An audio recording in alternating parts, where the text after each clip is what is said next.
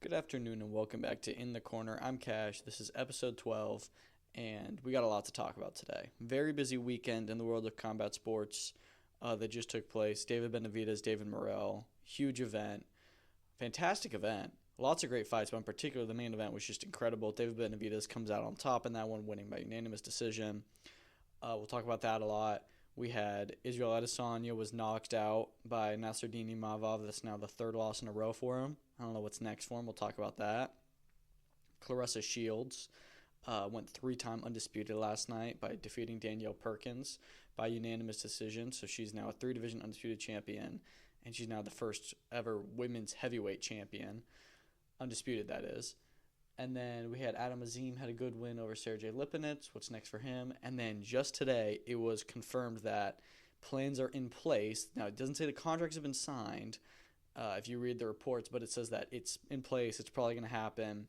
Canelo Alvarez, Terence Crawford, September 13th, Las Vegas, on a Riyadh season card for super middleweight titles. Wow. We'll talk about that later on. We're going to talk about this weekend first, but yeah, it should be a good episode. So starting off, we had the first PBC card and first PBC pay-per-view of the year with David Benavidez and David Morrell. And it was a fantastic event, just through and through. The card was probably the best card this year, I think. Maybe Knucklemania, if you count that, was a really exciting watch, but this was probably the best fight card. Both in like the fights, just the event, the spectacle, the excitement. It was fantastic. UFC 311 is up there as well. Anyways, so just running through the card, Kermel Moten, good win. He looks good. Very good prospect. He gets a third-round TKO with a tough opponent. And then is talking about Abel Mendoza, who went viral this week for somebody who thought his box record, and that he's 42-0, which I want to see him fight another top lightweight because it's all padded records, and I don't want this guy to go and beat Mayweather's record without actually fighting anyone. So 42 fights and you've never fought anyone, never been tested? No. I wouldn't mind if Kermel Moten fought him. And then we also have Yoenli Hernandez, had a very good win. He fought Angel Ruiz.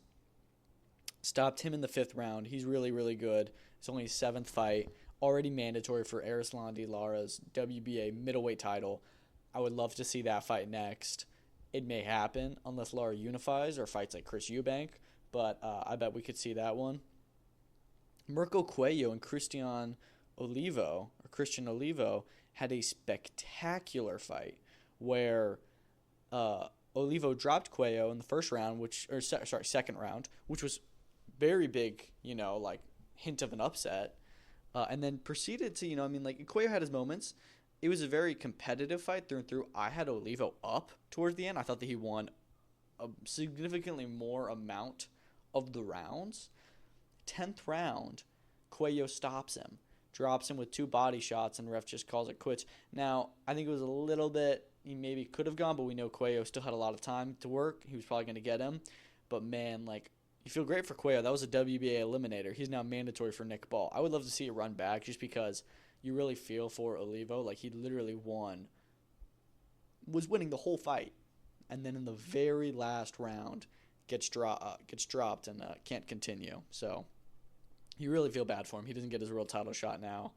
And, Cuello, I don't know if I've ever seen him fight before, but, he's very hyped up. Everybody says he's very good, and he didn't look too great until that last round, so we'll see.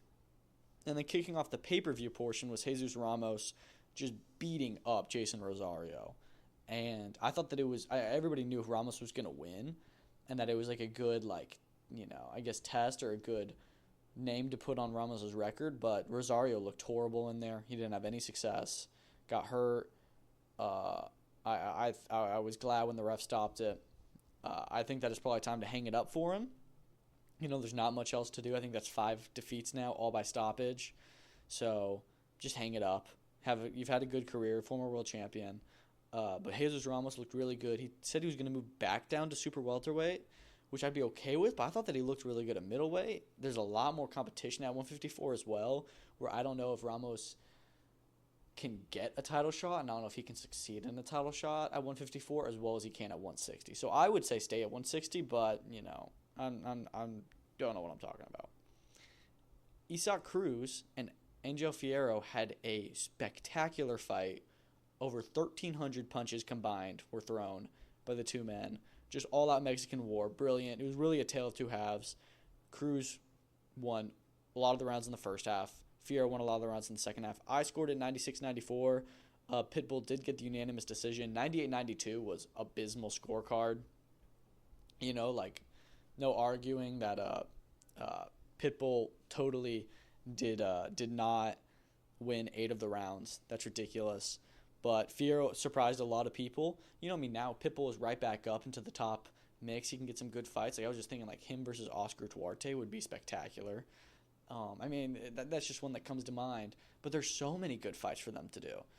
He's a really exciting fighter, big fan base. Can't wait until we get to see him back out in action. And Fierro now, even though he lost, he had a great performance, and he gets to stay in these, he was definitely going to get a call back for someone. Really built his name a lot more that night and had a great performance. So that was spectacular. People are saying it's the fight of the year already. I think it was I was saying it was the fight of the year until we got to the main event, maybe. Anyways, Brandon Figueroa, Stephen Fulton.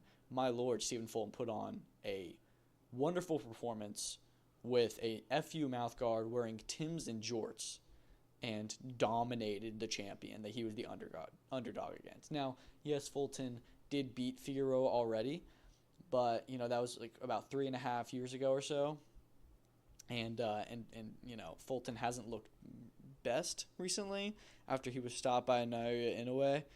But he totally dominated. I had him winning 118-110. Fantastic performance. Just fully measured, fully controlled the fight.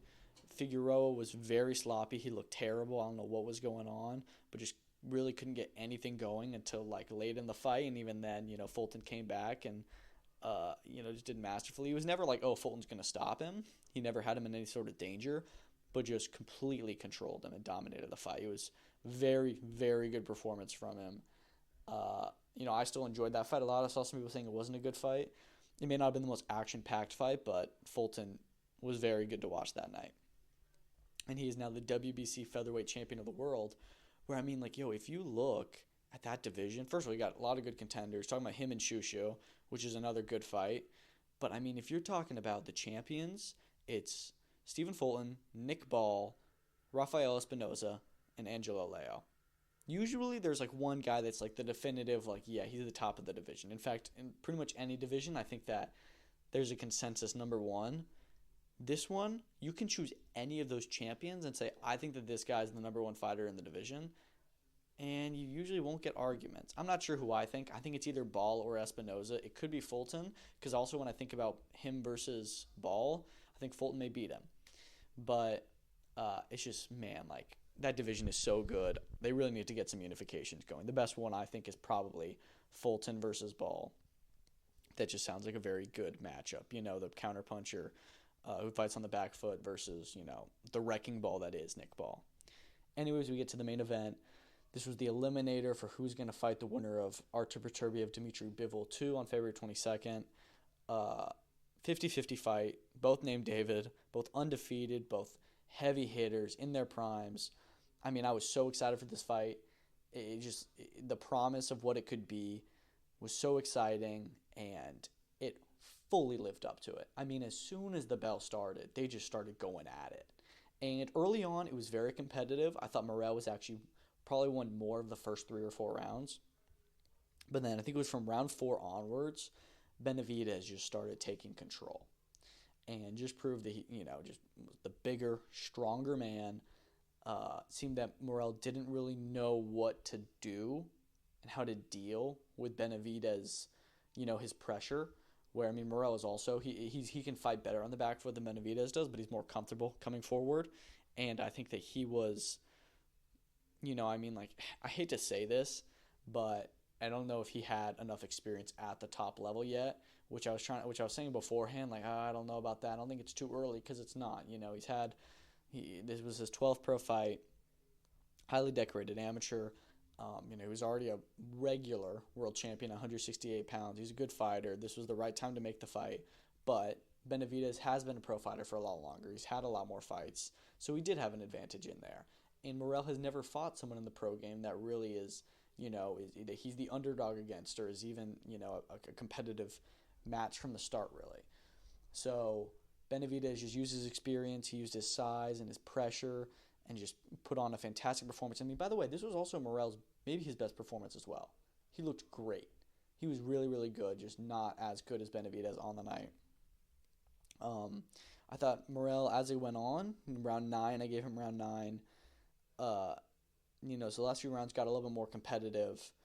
But then round 11 was the craziest round of the fight, where we saw Benavidez get dropped, it seemed. He was scored a knockdown, and then later, after the fight ended, look into it more, it's like, okay, he actually didn't get knocked down, but Thomas Taylor called it a knockdown, end of the round, after getting dropped and losing a point. Benavidez, like, okay, this is my time to go, unloads on Morrell at the end of the round. And, as he's finishing his combination, some of those shots land a little bit late, I think. And then Morrell throws a terribly late punch, like 2 seconds after the bell, and immediately gets a point docked for it. It just takes away what we thought knockdown that he just scored. So it was just crazy to watch. I was like the whole spectacle of it all and the moment of that round was just so like, what is going on? It was awesome. And then 12th round, finish off strong, and it's just really good to see, them both ollie shuffling at each other, and then, them nod with each other and give each other a hug, show the respect, because they did do a lot of trash talk throughout this build-up. But, good to see that they're still gentlemen in the end. Benavidez wins the fight, unanimous decision. I scored at 115-111.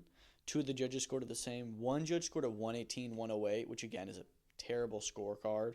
They're saying that Benavidez won 11 of the 12 rounds. I mean, you have to be out of your mind. In no way did he win that many rounds. I had, like I said, I had him winning 4 of the rounds. Or I had him losing 4 of the rounds. I had him winning 8 of the rounds. You could maybe say, I think he had 116, 110. Or even, closer than I had it. But there's no way that you gave Morrell 1 round. That's ridiculous. Regardless, it was a fantastic event. Benavidez is now mandatory for the winner of Beterbiev and Bivol. As for, I hope that fight happens next, after they rematch, of course, unless Bivol wins and there's some, demand for a trilogy.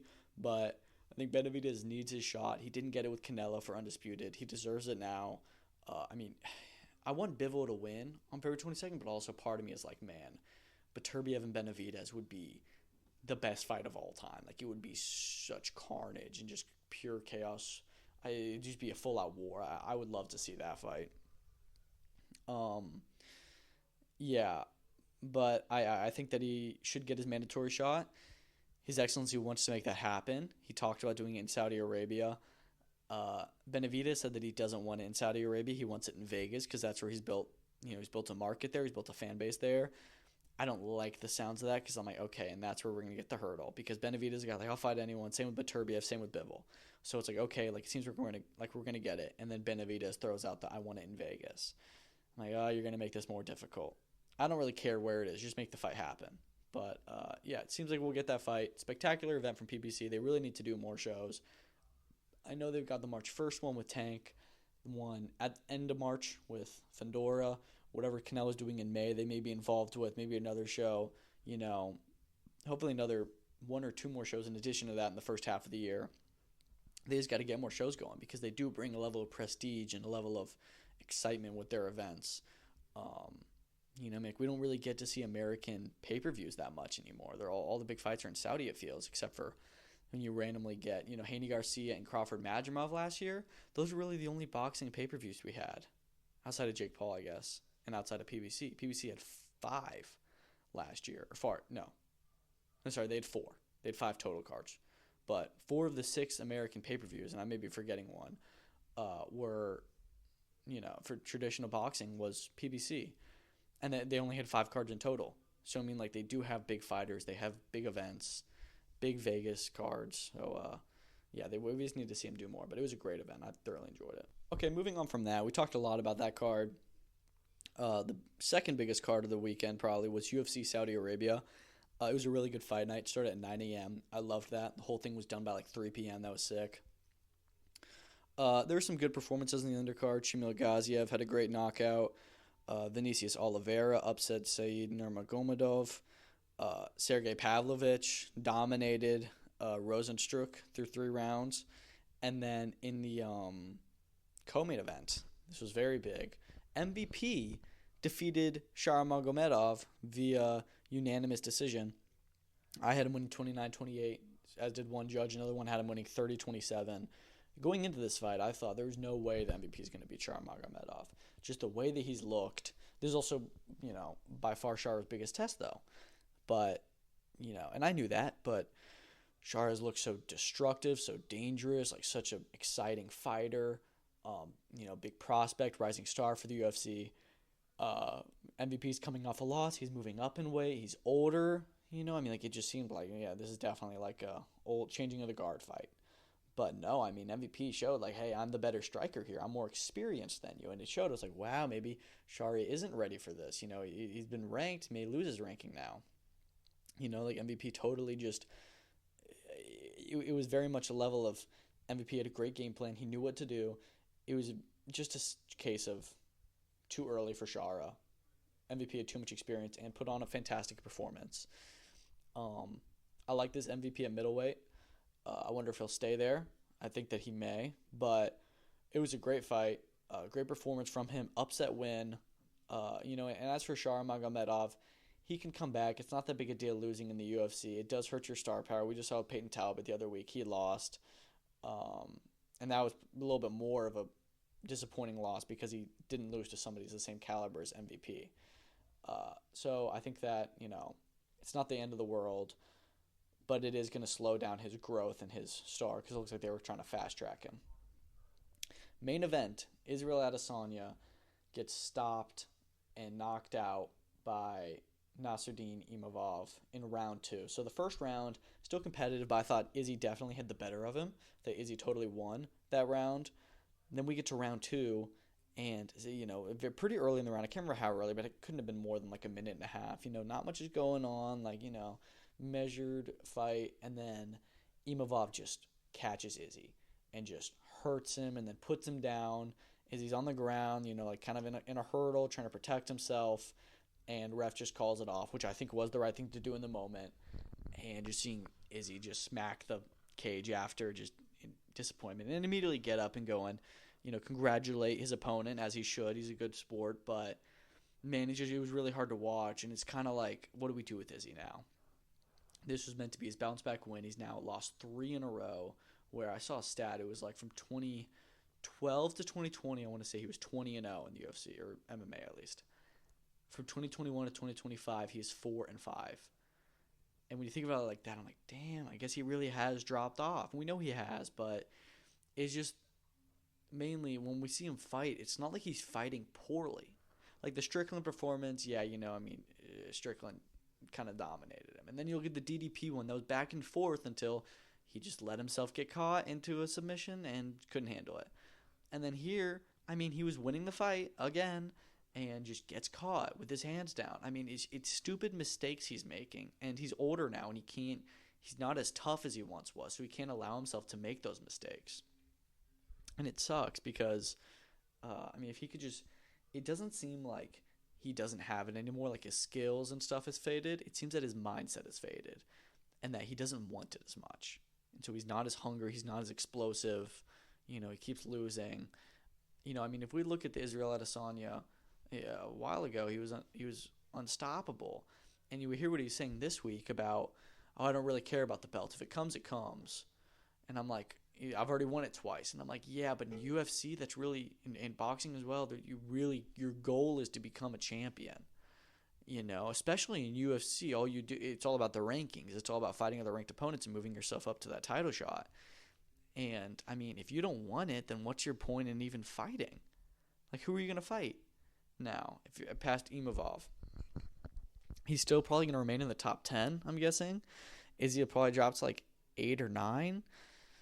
And I don't know. If you don't want the title, then why are you going to keep fighting and work your way back up to it? I don't know if it's time for him to retire.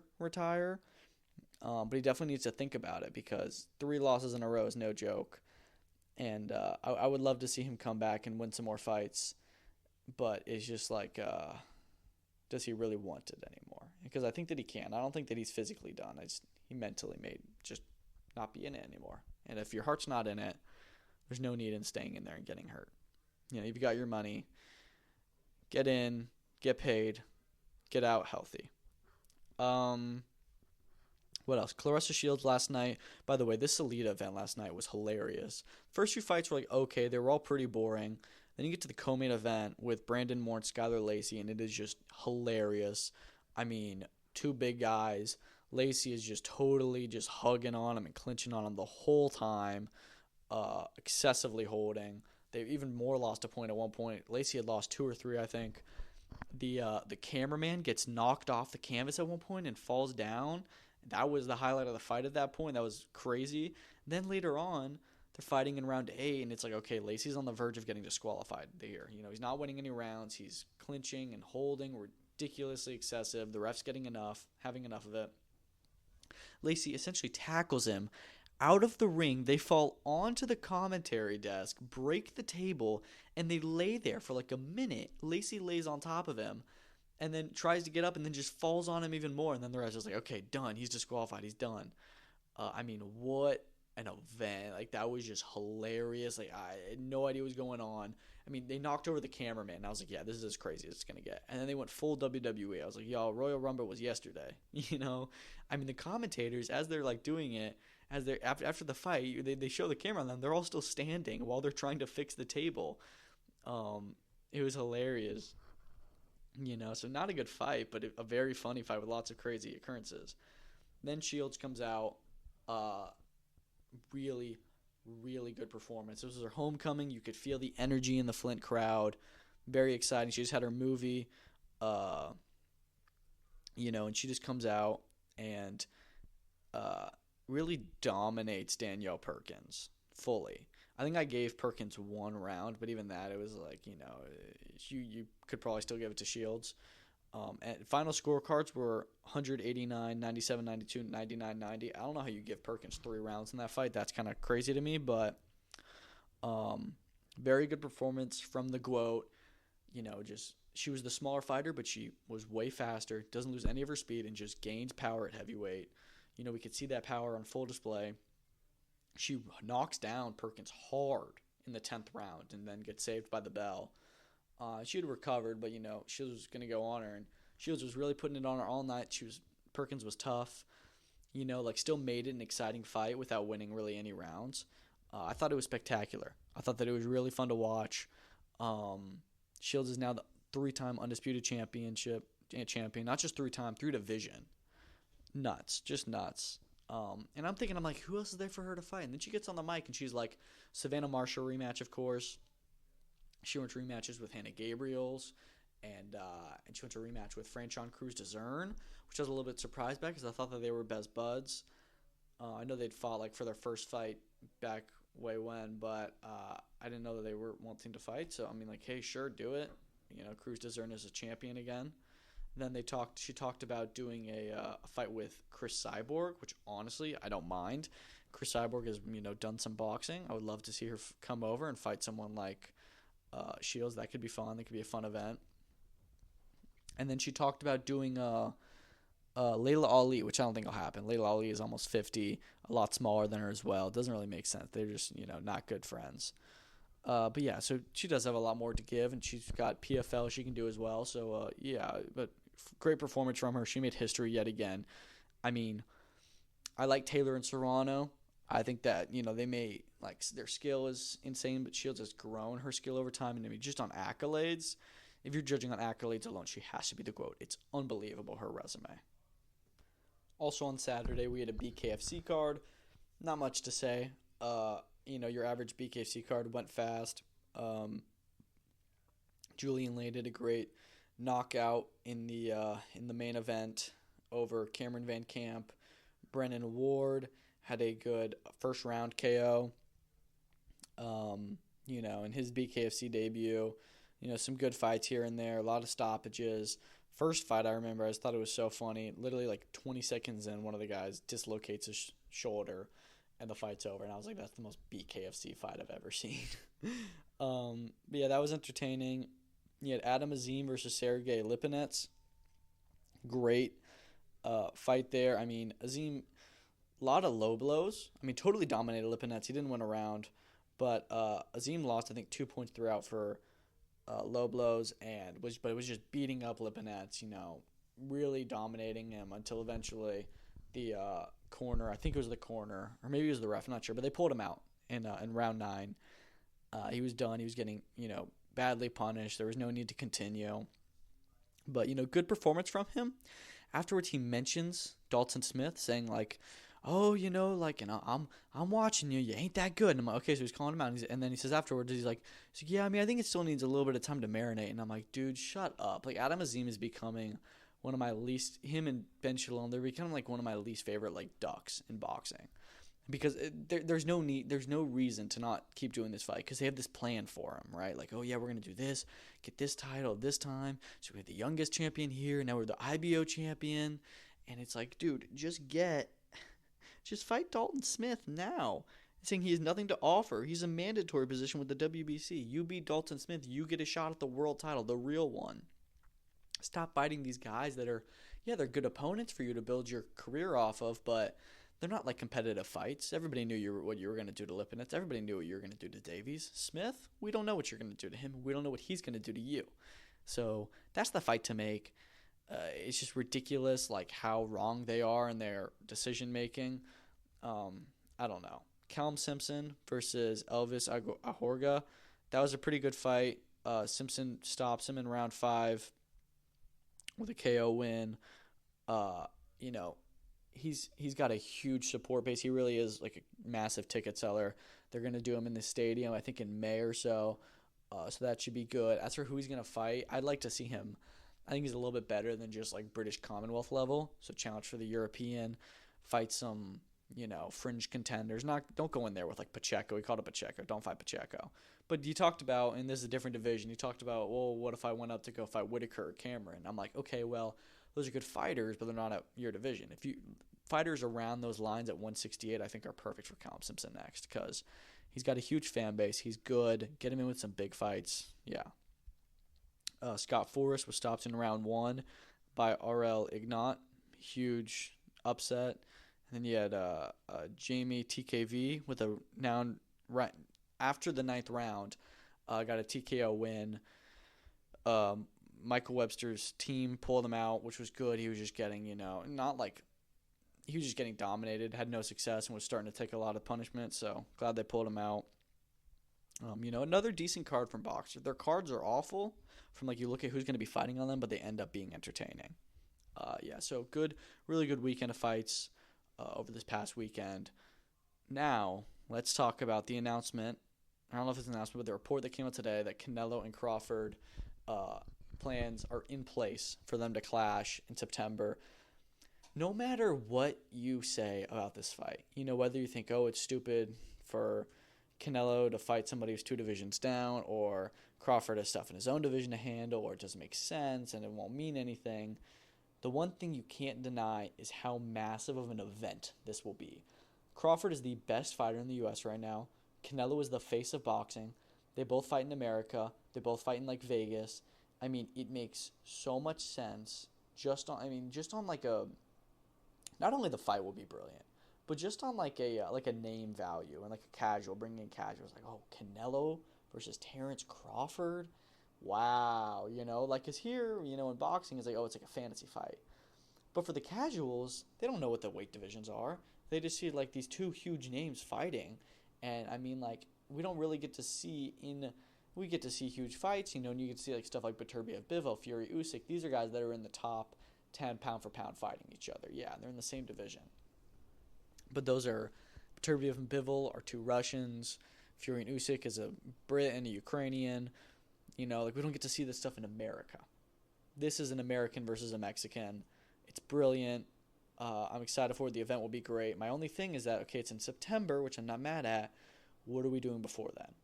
I have to think Canelo doesn't want to risk anything, so I don't know if he'll fight someone like Billy, even though I'd love it. I think Billy's going to fight Saggio. I think he may end up fighting William Skull, which I wouldn't hate just for him to get out there. He may be able to get a stoppage win, which he really needs at this point, give himself confidence. Plus, he reclaims that IBF belt undisputed, so that way Crawford has a chance to do what Shields did last night and become a 3-division undisputed champion. And then in the meantime for Crawford, he's only fought once a year for the past few years, it feels. So I wouldn't be surprised if he doesn't fight until then. I'd like to see him get a fight in, late spring, early summer. Whether that's at 154 defending his belt or fighting another champion or something. Someone like Virgil Ortiz or Fundora, Murtazaliev. There's a lot of good names in that division. Or fighting someone at 168, just kind of warm himself up. No idea who that'd be. But, I would like to see him get a fight in before then, but I don't expect him to. Regardless, I'm excited for this. Seems like it's going to be Turkey's first time going to Vegas to put on an event there. It says Riyadh season card, not Ring Magazine card, which I think is odd because I thought the Riyadh season cards were only going to be in Riyadh and the ones outside of the kingdom would be Ring Magazine, but it appears it's still a Riyadh season card, but I can't wait. Awesome that it's going to happen. I mean, His Excellency has changed the sport in the last year and a half, but 2025, just the fights he's putting on, how much events he's being a part of, how many new fighters he's working with, it's crazy. I can't wait. This is so exciting, and you look at every division, it feels like we're getting the fights this year, so really excited for that one. No matter who you are, what you say, that is the biggest fight in the sport outside of Fury Joshua, and even then you can argue, but I think Fury Joshua is number 1, Canelo Crawford is number 2. I can't wait to see it. It's going to be phenomenal. Okay, we have a whole host of topics to go through. We'll try and do it quickly. First off, speaking of Turkey, he was pictured with Dana White, Nick Khan, Rodrigo Lorenzo, and Zack Snyder. So, they're with some TKO guys. Seems like that boxing league, talking about announcements coming soon, are that is potentially a thing that they're doing and they're working on. I would like to see how they do that. It's interesting it's Dana White involved with him. And Turkey, so I don't know what the plans are exactly, but I'd love to see it. Then you've also got Zack Snyder in there. As for what his role is, I have no idea. Zack Snyder's a big movie director. He did the DC movies, stuff like 300 and Rebel Moon. I don't really know what his role is in this. I don't think that he's a part of it. I think that could be possible that Turkey wants to make a movie. Not directed or anything, but is interested in producing and financing a movie, and Zack Snyder's his director he chose. Or Zack Snyder's stepping in and he's going to direct some of their content they're producing or produce it. Like their trailers they do. That's a possibility. I'm not sure, but excited that, he's putting all these pieces in place for, something that could really change up and mix up the whole combat sports world and sports world with a boxing league, so it'd be nuts. Speaking of Dana White and UFC, Marvin Vettori versus Roman Dolidze will headline UFC Vegas 104 on March 15th. It's a good fight, top 10 middleweights. That should be good. They're doing a lot of middleweight main events, it seems. We had Izzy and Imavov. We got Strickland DDP. And then we've got Cannonier Rodriguez. So that's literally 3 in a row right there. And the next month we're also going to get this one. But I'm not complaining. It's a good division. Vladimir Klitschko is seriously considering return to the ring at age 48 to challenge for the world championship. In my opinion, don't do it. I don't really care about that. If you do, I'll obviously watch it. And if he's going to and fight a world champion, the Kubrat Pulev is really the only one that I see him having a chance with. I think he could beat him, but he's not beating Usyk and he's not beating Dubois. He's 48. So it's whatever. Jake Paul is preparing for his biggest fight yet, he said, saying because the Logan Paul won, the reality show was a little, marketing scheme to make people think they were fighting. They're not fighting. He said actual fight announcement coming soon, so we'll have to see who that is, but he says it's the biggest one yet. I'm excited to see who it is. It could be Tommy Fury, could be Julio Cesar Chavez Jr., another UFC fighter, I'm not sure, but hopefully they announce it soon because I'd like to see him return in April, May time.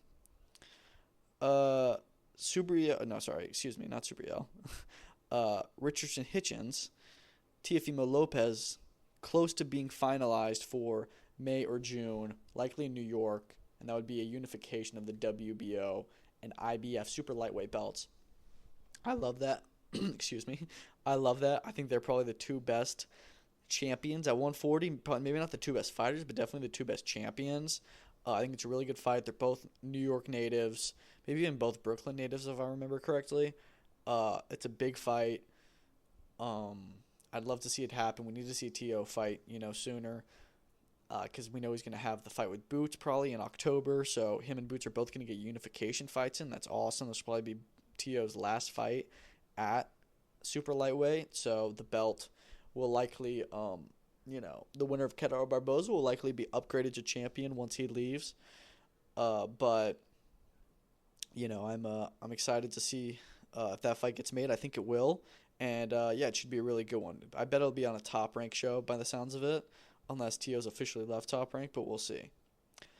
Katie Taylor says she could fight Serrano and Cameron this year, making it the biggest year of her career. I love that plan, and if they're gonna do it, you do Chantel Cameron in Croke Park because she's British. The other two fights were in Ireland. That makes more sense. Do Serrano in Vegas just because she's Puerto Rican, which is more in the American fan base. Do that one in Vegas. That one's also a bigger fight overall, which should go to, that one should go to Vegas, I think, if you're going to do two of them. So, yeah, hopefully they can get both those fights done because those are the two biggest fights out there for Katie Taylor. And then probably, after that, they're both trilogies. Not really a lot else for you to do, so just wrap it up and hang them up. Good career. Great career. Caroline Dubois will defend her belt against WBC mandatory Bo Mi Ray Shin on March 7th. Really disappointed it's not a unification. I know that they tried to get the Terry Harper fight, but we also know they straight up refused the Beatriz Ferreira fight. So, you can't really say, she's avoided, the other champions don't want her. It's like, well, one of them doesn't. Sure. But you don't want the other one. So, I don't know. I think that her and Ferreira is one of the best fights in women's boxing. I think that's a 50-50 fight. But regardless, she's going to return on that card, which is, I'm happy to see that because that just makes that card bigger. Johnny Fisher versus Dave Allen 2 could potentially happen at the end of May at the O2 Arena. If Johnny Fisher sells out the O2 Arena or at least sells a lot of tickets there, legit, 12 fights in, it'd be mental. He's just a prospect, and he's such a big ticket seller. I love him, though. He's a great character. I did think that Dave Allen beat him, so I like that they do the rematch. I think Fisher wins in the rematch. He just has to be smarter and not get hurt, and I think he should totally win. But, yeah, I definitely think they should run it back. I like the idea of it being its own card at the O2. That'd be awesome. Big card.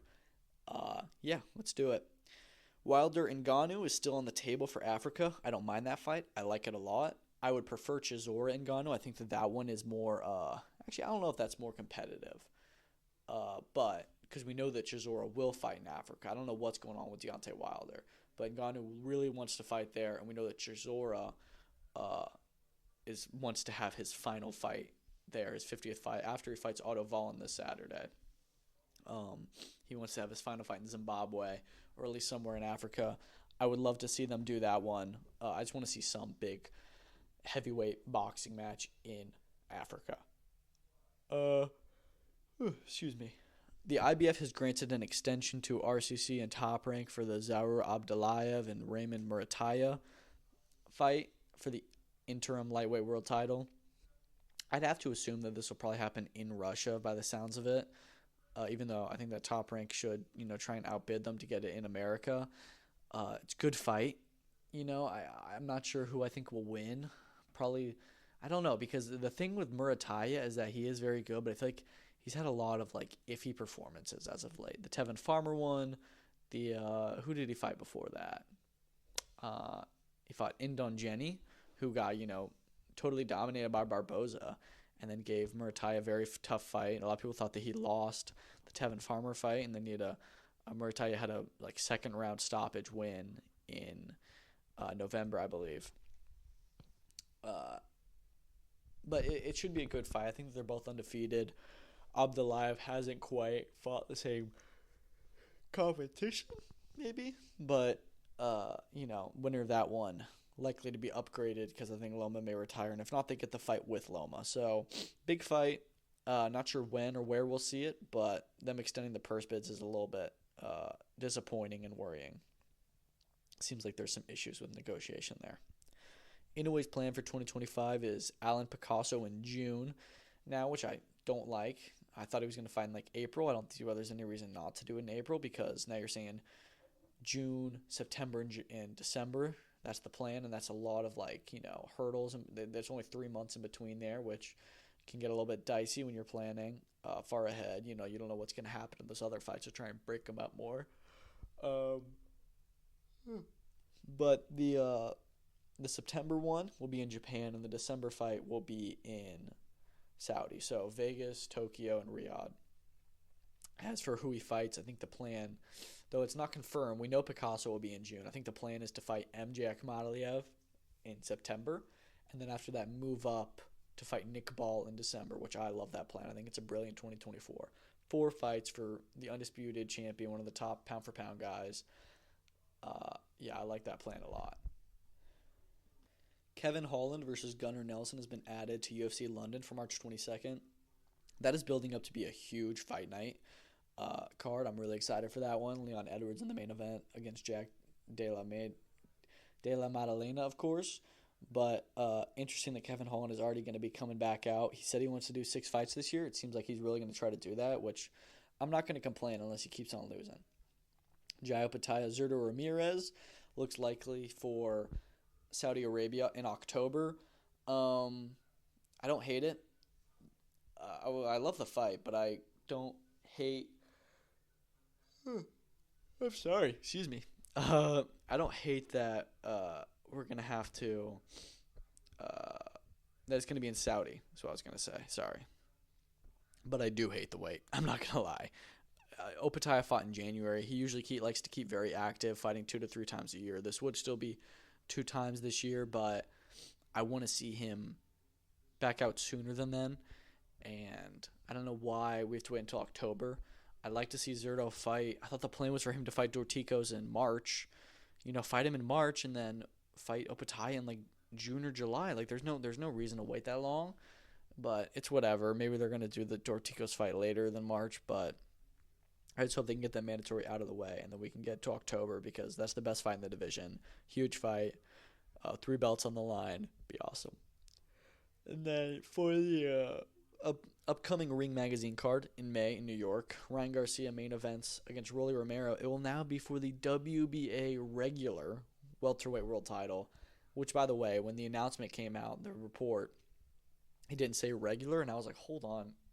Imantas Stanionis is the champion, and he's fighting Boots in a unification, so that doesn't make any sense. And then I was like, okay, well, I guess that it's going to be, winner of that will fight for, I don't know, I guess this will be the secondary one, which is stupid. It's just, this fight doesn't need a world championship on the line. Ryan Garcia is bigger than the title fights. He legit, in his last fight against Devin Haney, came in overweight and wasn't even eligible to win the belt. Obviously, his win got overturned anyways, but, he won the fight, and he would have won the belt if he had come in on weight. Now, I don't understand why we need to have a belt here. The WBA really sucks with creating all these extra stupid belts just to get sanctioning fees, and having 2 world champions in the same division is unbelievably stupid for one sanction. So it doesn't really mean anything. It's a big fight, and these are 2 guys that have never fought at 147 before, so it doesn't make sense. My other question is, literally Garcia and Haney are both fighting guys that are 140-pounders. Are they all moving up to 147 for this fight? Like, why not put them in with names at 147? But anyways, it doesn't make a lot of sense to me. But that one will be for a pseudo-world title, I guess, which I think is stupid. And I'm just guessing that the WBC or someone else is going to make Haney Ramirez for the interim championship. I wouldn't be surprised at all.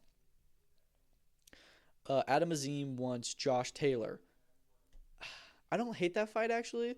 I don't know who really there is for Josh Taylor to fight if he stays at 140. I remember he moved up to 147, he said, after the Tio fight, and then came back down to fight Catterall. So I would assume he's still going to move up to 147. But if he stays at 140, I don't mind the Adam Azim fight. I think Azim has a good chance against him, but I think Taylor may be a favorite. I'm not sure. It's a really good matchup. It's just like, dude, you have other guys in your division, like in Britain, like fight Dalton Smith. I don't get it. Why is he calling out all these, older champions? It's not that they're like, oh, they're old fighters. They're just not they're just not like the same. It just doesn't make as much sense as it does to fight Dalton Smith. But whatever. Speaking of British fights, Ben Whittaker and Wardley Clark's returns are supposed to be on the same card in April. They both had a bad night on October 12th. And that'll be in the Midlands. So I believe Birmingham is what's being discussed. I like that they're going to return together on a pretty big card. I assume Whittaker headlines with Liam Cameron. I think that's the plan. I hope that they do that. It's the best fight, and really the only fight for him right now. As for Clark, I'm not sure what you do with him. I don't know how much you want to rebuild. They really could put him in there in an 8-rounder against some scrub. I'd like to see him. I mean, Solomon Dakers, honestly. That'd be a really good fight. They both just got starched in one round. I saw somebody suggest that. I was like, that makes sense, The issue is that, these were two guys that were undefeated. Loser of that will then go home with 2 straight losses, and it's going to, drop their career a lot. But who cares? It's a good British heavyweight fight. I like that one. Speaking of British fights, Willie Hutchinson and Zach Parker is off. This is supposed to happen Saturday in the co-main event at Jazora Valen. It's now off. Hutchinson got a shoulder injury in his last sparring session, or at least it said that he was sparring apparently in the last day or so, which doesn't make sense. You're so close to fight week. You're in fight week, so close to fight night. But that's now off, which sucks because that was a really good fight. The Chisora Valen card is very good, and that was the best fight on it. They're now looking for someone for Parker to fight. What are you gonna do? It sucks, but it's whatever. Hutchinson just had a great year. He did lose the Buatsi fight, but that's okay. So I was expecting him to, he's going to come right back in with a big fight. And, it sucks for him. Last thing we'll talk about, Keyshawn Davis calls for the Pitbull Cruz fight. I don't mind that. I think Keyshawn's calling him out because Keyshawn's a very good fighter, can fight multiple styles, and that Pitbull can't. And he knows that he can outbox Pitbull. But I'm also like, okay, how many people are you going to call out? Because you're at 135 and he's at 140. You also call out Teofimo Lopez at some point. Just stay at 135 for now. You can potentially, if Shakur moves up and if Tank leaves the picture, you can really do a lot of big stuff at 135. Yeah. That's all I've got for today. It's a little bit, not too long of an episode, I think, but tried to make it as fast as I could.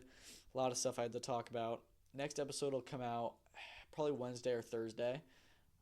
We'll talk more about the fights that are going on this weekend. UFC 312 is the big one. Really bad pay-per-view card, but 2 title fights, Strickland DDP 2 and Zhang Weili versus Tatiana Suarez. Should be a good top 2 fights there. The rest of the card is okay. It's in Sydney. Derek Chisora, Otto Valen tops a pretty good Queensberry card that lost its co-main event, but it's okay. That should be a really good heavyweight fight, I think, actually. I think it's really competitive. It's in Manchester. Then we've got a BKFC card in Newcastle on Saturday as well. Also on Saturday is the Pro Box card with Cardenas Acosta and Martinez James. Those are 2 great fights. They're doing it in San Antonio. I'm excited to see Pro Box grow this year. It's a really good event, really good card. I'm excited. Friday, we have the GBM show with Pitters Dos Santos for the EBU. That should be a pretty good event. Sunday, Top Tier is a show headlined by Tom Welland. We'll see how that goes. I like that they're doing the Small Hall Sunday series. I like the Sunday fights, It makes it so they're not getting overseen, like other people. Nobody's going to watch Top Tier on Sunday. And, you don't want to compete directly with GBM like they did last time they had an event in December. But, I like them doing it on a Sunday. It really paves the path for them.